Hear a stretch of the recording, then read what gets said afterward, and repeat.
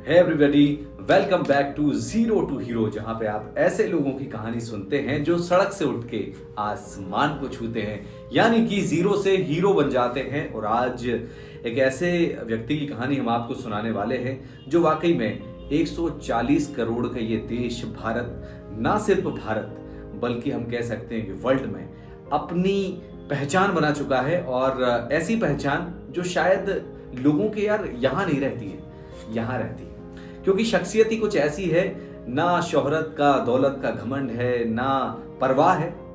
कहीं रास्ते पे निकल जाएं तो क्या लोग सोचेंगे, लोग मेरे बीच में आ जाएंगे, लोग मुझे पकड़ लेंगे, कोई फर्क नहीं पड़ता। जी हाँ, बात करने जा रहे हैं वन एंड ओनली हम सब के चहेते सिंगर अरिजीत सिंह के बारे में। दिन को रात कहेगी तो मैं रात कहूँ। दोस्तों, आज हम कह सकते हैं कि भारत के अंदर जितने भी लोग म्यूजिक को पसंद करते हैं उनमें अरिजीत सिंह को कोई पसंद ना करे, ऐसा हो नहीं सकता। ना सिर्फ भारत में बल्कि हम कह सकते हैं कि पूरी दुनिया में हर वो व्यक्ति जो म्यूजिक को चाहने वाला है वो अरिजीत सिंह के गाने जरूर उसने सुने होंगे, चाहे वो हिंदी के गाने क्यों ना हो, तमिल के गाने क्यों ना हो, बंगाली गाने क्यों ना हो, चाहे वो किसी भी जगह का कोई भी व्यक्ति हो, उसे अरिजीत सिंह के गाने जरूर पसंद होंगे। लेकिन एक बहुत ही खराब न्यूज़ आई है दोस्तों, जब अरिजीत सिंह ने सिर्फ 38 साल की उम्र में, 38 इयर्स की उम्र में ये कह दिया है कि भाई मैं अब आगे से कोई भी प्लेबैक सिंगिंग नहीं करूंगा।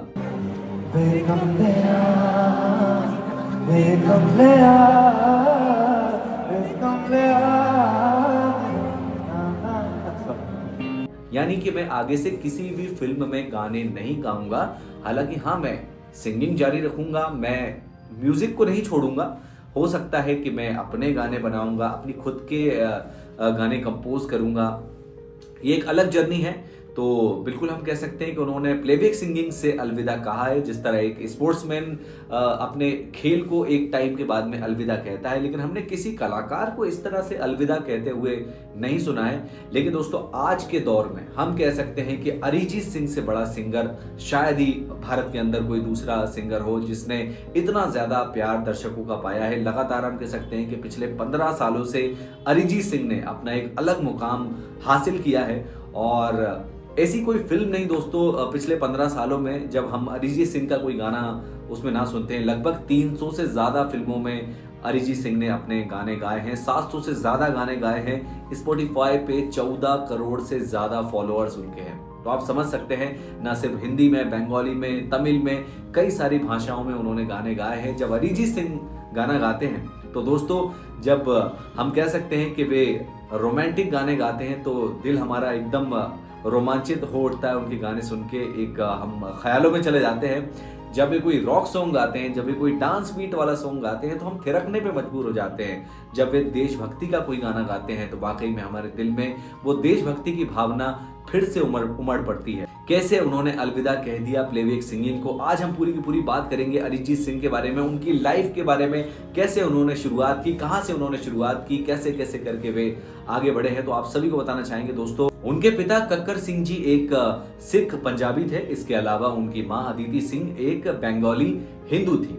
उनके घर में शुरुआत से ही गाने का माहौल था, गायन का माहौल था। उनकी नानी मामा गायन के क्षेत्र में पहले से ही काम किया करते थे। इस वजह से उनके घर में शुरुआत से ही उन्हें गायन तो मिला ही, और उनके शुरुआत से ही उनके गुरु थे राजेंद्र प्रसाद हजारी जी। दोस्तों, आप सभी को बताना चाहेंगे कि अरिजीत सिंह का जन्म 25 अप्रैल 1987 को पश्चिम बंगाल के मुर्शिदाबाद में हुआ था, और आज भी उनका जो पुश्तैनी घर है वो वहीं पर है। और जब अरिजीत सिंह 18 साल के होते हैं तो उनके गुरु यानी कि राजेंद्र प्रसाद हजारी जी अरिजीत सिंह को कहते हैं कि तुम अपना गृहनगर छोड़ के मुंबई जाओ और वहां पे संघर्ष करो। अरिजीत सिंह जाते हैं और फेम गुरुकुल नाम से एक सिंगिंग रियलिटी शो आता था, उसमें वे भाग लेते हैं। दोस्तों, कमाल का वो शो होता है, और उसमें संजय लीला भंसाली जब एक बार गेस्ट के तौर पे आते हैं तो वे अरिजीत सिंह को कहते भी हैं कि भाई आने वाली उनकी फिल्म जब सावरिया उस समय रिलीज होने वाली थी 2007 में, तब 2005 की ये बात है जब अरिजीत सिंह उस फेम गुरुकुल में जाते हैं, भाग लेते हैं। तब सावरिया के लिए वे सिंगर ढूंढ रहे थे, तो अरिजीत सिंह को संजय लीला भंसाली ऑफर देते हैं, लेकिन किसी वजह से वो फिल्म में पटकथा चेंज होती है और वो गाना उस फिल्म के अंदर नहीं रह पाता है। इस वजह से उनका 2007 में वो डेब्यू नहीं हो पाता है। उस शो में भी हम देखते हैं दोस्तों के ऑडियंस का सपोर्ट नहीं मिलता है अरिजीत सिंह को और 6वें स्थान पे वे रहते हैं। फाइनल में जाके वे बाहर हो जाते हैं। तब दोस्तों जावेद अख्तर साहब ने कहा था कि अरिजीत सिंह का इस शो में ना होना ये अरिजीत सिंह के लिए बुरा नहीं है, ये इस शो के लिए बुरा है कि वे इस शो में अब आगे नहीं रह पाएंगे। और 6वें नंबर पे अरिजीत सिंह इस शो को खत्म करते हैं। दोस्तों यहाँ पे उनकी एक दोस्त थी रूपरेखा बैनर्जी, जिससे जाके अरिजीत सिंह 2013 में शादी करते हैं। हालांकि वो शादी ज़्यादा दिनों तक नहीं टिक पाती है और उनके ऊपर कई सारे एलिगेशन भी लगते हैं और सिर्फ 1 साल के अंदर ही रूपरेखा बैनर्जी से अरिजीत सिंह का तलाक भी हो जाता है। रूपरेखा भी एक सिंगर हुआ करती थी और वे भी अरिजीत सिंह के साथ में इस शो की फाइनलिस्ट रही हैं। अब दोस्तों आप सभी को बताना चाहेंगे 2005-06 के बाद में अरिजीत सिंह वापस से एक टीवी रियलिटी शो में भाग लेते हैं जिसका नाम था 10 के 10 ले जाएंगे। उसके विजेता भी बनते हैं अरिजीत सिंह। इस शो के विजेता बनने पर अरिजीत सिंह को 10 लाख रुपए पुरस्कार की इनामी राशि मिलती है।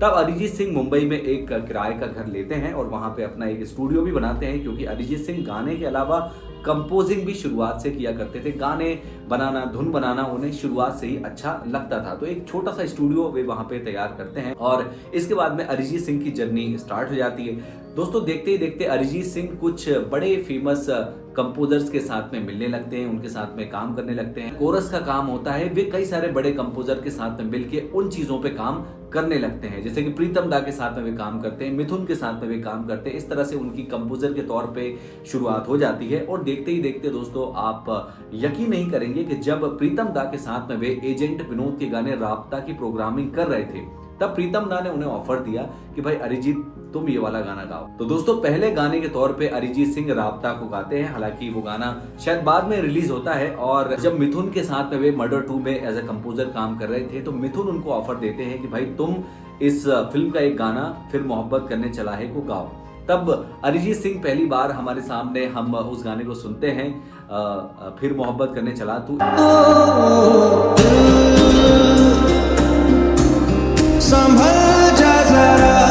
इस तरह से उनका पहला डेब्यू होता है इस गाने के साथ में। मर्डर 2 वो फिल्म थी जो कि 2011 में रिलीज होती है। दोस्तों इसके बाद में अरिजीत सिंह के बैक टू बैक कई सारी फिल्मों में गाने आते हैं, जैसे कि बर्फी में उनके गाने आते हैं, फिर ले आया दिल, जैसे कि कई सारी फिल्मों में वे गाने गाते हैं। बर्फी, प्लेयर्स, शंघाई, उनकी शुरुआत एक सिंगर के तौर पे हो जाती है। लेकिन दोस्तों उनको असली पहचान मिलती है जब मोहित सूरी की फिल्म आती है आशिकी 2 और उस फिल्म के 6 गाने अरिजीत सिंह गाते हैं और सारे के सारे सुपर हिट वहां पे गाने होते हैं और उसका टाइटल सॉन्ग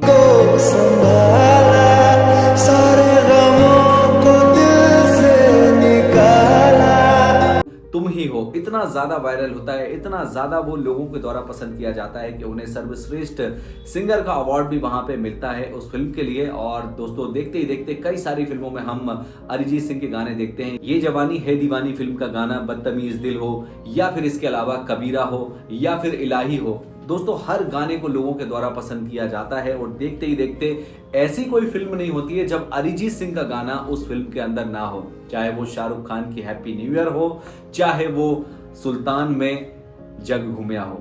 हाँ जी, हालांकि बाद में एक कंट्रोवर्सी जब सलमान खान के साथ में अरिजीत सिंह की होती है, जब उन्हें मंच पे एक अवार्ड शो में बुलाया जाता है, तो सलमान खान उन्हें कहते हैं अरिजीत सिंह को कि क्या आप सो रहे थे। तो उस शो के होस्ट होते हैं सलमान खान, तो अरिजीत सिंह वहां पे सलमान खान को कह देते हैं कि हाँ आप लोग इस तरह से होस्ट कर रहे हैं कि मुझे नींद आ गई। सो गए थे मेरी, अब लोगों ने सुला दिया यार तब से, और ये इसमें हमारा कोई दोष नहीं है, ऐसे गाने बजते रहेंगे। वहां पे एक विवाद सलमान खान के साथ में अरिजीत सिंह का बढ़ता है और उनके गाने सुल्तान से उस फिल्म से निकाल दिए जाते हैं, जिसके बाद में अरिजीत सिंह एक सार्वजनिक तौर पे सलमान खान से माफी भी मांगते हैं और इसे एक मिसअंडरस्टैंडिंग बताते हैं और कई सालों के बाद में ये मिसअंडरस्टैंडिंग दोनों के बीच से समाप्त होती है। हालांकि सुल्तान से उनके गाने जग घूमिया को हटाया जाता है, जिसके बाद में ये गाना राहत फतेह अली खान को दिया जाता है। लेकिन दोस्तों यहाँ तक सफर बहुत ही कमाल का अरिजीत सिंह का रहता है। इसके बाद में बैक टू बैक हर फिल्म में हमें अरिजीत सिंह के गाने सुनाई देते हैं, चाहे वो कोई रॉक सॉन्ग हो, चाहे वो कोई डांस सॉन्ग हो, चाहे वो देशभक्ति का कोई सॉन्ग हो, चाहे वो कोई रोमांटिक सॉन्ग हो, चाहे वो कोई भी किसी भी जॉनर का सॉन्ग हो, अरिजीत सिंह का गाना हर फिल्म के अंदर धमाल मचाता था। तो इसके साथ ही हम ये भी देखते हैं कि पिक्चर चले ही ना चले, पिक्चर हिट है या ना है, लेकिन अरिजीत सिंह का गाना हर फिल्म में हिट होता था। चाहे वो यारियां का गाना हो, या फिर वो राजी का गाना हो, या फिर वो संजय लीला भंसाली की रामलीला का गाना हो, हर फिल्म में एक अलग स्वैग अरिजीत सिंह का देखने को मिलता है। और दोस्तों इसी के साथ साथ अलग अलग देशों में, अलग अलग भारत के शहरों में उनके कॉन्सर्ट्स होते जाते हैं, वे कमाल के कॉन्सर्ट्स करते हैं। और सबसे बड़ी बात, चाहे वो कॉन्सर्ट करें चाहे वो फिल्में करें, उसके बावजूद उनका वो सादगी भरा अंदाज लोगों ने कई बार देखा है। जब हम देखते हैं कि कई बार अपने वो गृहनगर में जब जाते हैं तो वहां पे झोला लेके स्कूटी पे सब्जी लेने निकल जाते हैं। कई बार उनके वीडियोस वायरल होते हैं कि भाई अरिजीत सिंह वहां पे सब्जी लेते पाए गए, वहां पे ऐसे घूम रहे थे। एक बार की बात है दोस्तों, जब वे मुंबई में एक कॉन्सर्ट कर रहे थे और शो खत्म होने के बाद में वे अपने ड्राइवर को बोलते हैं गाड़ी लेके आने के लिए, और ड्राइवर किसी कारण से थोड़ा सा लेट हो जाता है। तो अरिजीत सिंह इतने ज्यादा सरल इंसान है कि उन्हें लगता है कि थोड़ा सा टाइम ज्यादा हो रहा है, तो वे ऑटो वाले को बुलाते हैं, ऑटो पकड़ते हैं और सीधा घर चले जाते हैं। इतना सादगी भरा अंदाज हमने अरिजीत सिंह का देखा है कि उन्हें कोई भी किसी भी तरह का वो सेलिब्रिटी की वाइब लेना या देना बिल्कुल भी पसंद नहीं है। वे कई बार अपने इंटरव्यूज में कहते हैं कि मुझे सेलिब्रिटी दिखना बिल्कुल भी पसंद नहीं है, मैं एकदम नॉर्मल इंसान की तरह लोगों के बीच में रहना चाहता हूँ, मैं लोगों के बीच में रहना चाहता हूँ, आम लोगों की तरह मैं रहना चाहता हूँ, खाना चाहता हूँ, उनके जैसा बैठना चाहता हूँ। मुझे बिल्कुल भी ऐसा बनाने की कोशिश ना करें जिससे मेरी पर्सनल लाइफ खत्म हो जाए, खराब हो जाए। तो वो बिल्कुल भी एक अलग अंदाज हम कह सकते हैं कि अरिजीत सिंह का है। शायद ही किसी दूसरे सेलिब्रिटी का हमें इस तरह का अंदाज देखने को मिले। और दोस्तों इसी के साथ ही 8 फिल्म फेयर अवार्ड अभी तक अरिजीत सिंह को मिल चुके हैं, 2 नेशनल अवार्ड उन्हें मिले हैं, पद्मश्री उन्हें मिल चुका है। तो एक कमाल की जर्नी अरिजीत सिंह की अब तक रही है। बैक टू बैक उनके हर फिल्म में गाने आते जा रहे हैं। और अब जब ये खबर जब से आई है 27 जनवरी 2026 को उनका एक पोस्ट आता है, hello, happy new year to all, I want to thank you all for giving me so much of love all these years as listeners. I am happy to announce that I am not gonna be taking any new assignments as playback vocalist from now on. I am calling it off. It was a wonderful journey. एक message भी अपने social media handle पे देते हैं, जिसके बाद में fans बुरी तरह से निराश हो जाते हैं कि भाई अरिजीत सिंह का गाना कैसे ना सुने। भाई एक बार को आप खाना मत दो, लेकिन अरिजीत सिंह का गाना जरूर दे दो यार। बिना अरिजीत सिंह के गाने सुने लोगों को नींद नहीं आती, लोगों का प्यार मुकम्मल नहीं होता, लोगों की वो देशभक्ति का जो जुनून है वो नहीं जागता। तो कई बार उनके गाने बिना सुने लोगों के पैर नहीं थिरकते।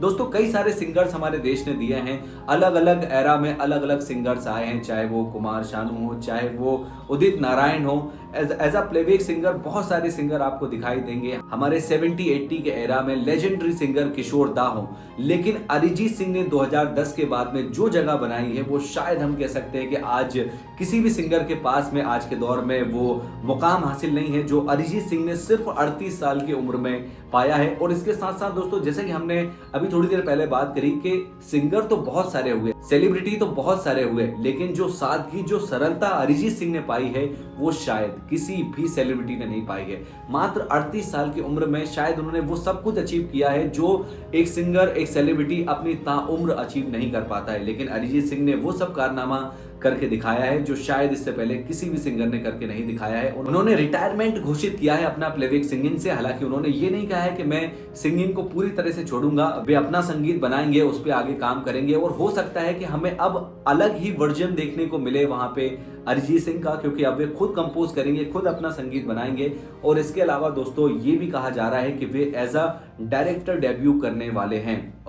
एक बहुत ही ड्रीम प्रोजेक्ट के तहत वे निर्देशक के तौर पे फिल्मों में काम करने वाले हैं, वे एक डायरेक्टर के तौर पे फिल्मों में आने वाले हैं। नवाजुद्दीन सिद्दीकी को उन्होंने कास्ट भी किया है, इसके अलावा उनका बेटा भी उस फिल्म में काम करने वाला है। इसके अलावा नवाजुद्दीन सिद्दीकी की बेटी भी उस फिल्म में काम करने वाली है। वे एक जंगल एडवेंचर फिल्म को डायरेक्ट करने वाले हैं जिसमें उनकी पत्नी कोयल रॉय और इसके अलावा अरिजीत सिंह खुद मिलकर उस फिल्म को डायरेक्ट करने वाले हैं। ये एक ड्रीम प्रोजेक्ट हम कह सकते हैं दोस्तों कि अरिजीत सिंह का है और सिर्फ 38 साल की उम्र में सिंगिंग को, प्लेबैक सिंगिंग को गुड बाय करने के बाद में अभी बहुत सारी लाइफ अरिजीत सिंह के पास में है, जिसको हो सकता है कि वे अलग अलग दौर में अलग अलग चीज़ों के साथ में अपनी लाइफ को कंप्लीट करना चाहते हैं, सिर्फ एक पहलू तक बंधे रहना नहीं चाहते हैं। और हो सकता है कि दोस्तों एक सिंगर के, एक कंपोजर के तौर पे जिस तरह से हमने उनको एक्सेप्ट किया है, जिस तरह से हमने उनको पसंद किया है, एज अ डायरेक्टर भी हम उन्हें बिल्कुल उसी तरह का काम करते देखेंगे। और कह सकते हैं दोस्तों उन्होंने गुड बाय तो किया है, लेकिन इसके अलावा जो भी उनके पुराने असाइनमेंट्स हैं जिनको उन्होंने अभी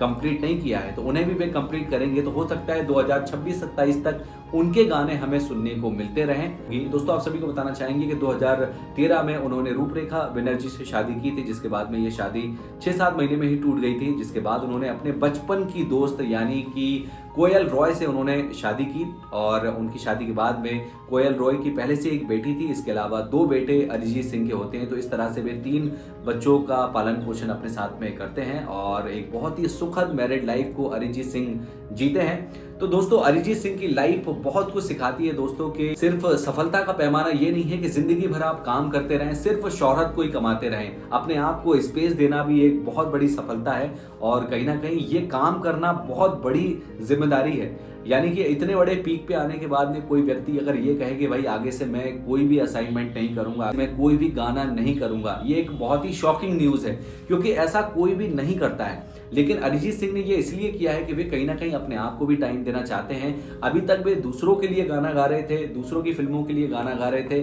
लेकिन अभी वे अपने आप को वक्त देना चाहते हैं, अपना खुद का वर्जन लेके आना चाहते हैं, वे फिल्मों को डायरेक्ट करना चाहते हैं, इसके अलावा वे अपना खुद का संगीत बनाना चाहते हैं। और हम कह सकते हैं कि अभी वे स्वतंत्र हैं और अपने हिसाब से वे गानों को प्रोग्राम कर सकते हैं, अपने हिसाब से भी संगीत को बना सकते हैं। तो और भी ज्यादा कमाल का संगीत भी हमारे सामने लेके आएंगे, इसकी अपेक्षा हम उनसे जरूर रखते हैं। आपको उनका कौन सा गाना सबसे ज्यादा पसंद है जरूर कमेंट बॉक्स में कमेंट करके बताएं। अगर मेरी राय में अगर कोई पूछेगा तो भाई ऐसा कोई भी गाना नहीं है मुझे जो अरिजीत सिंह का पसंद ना हो।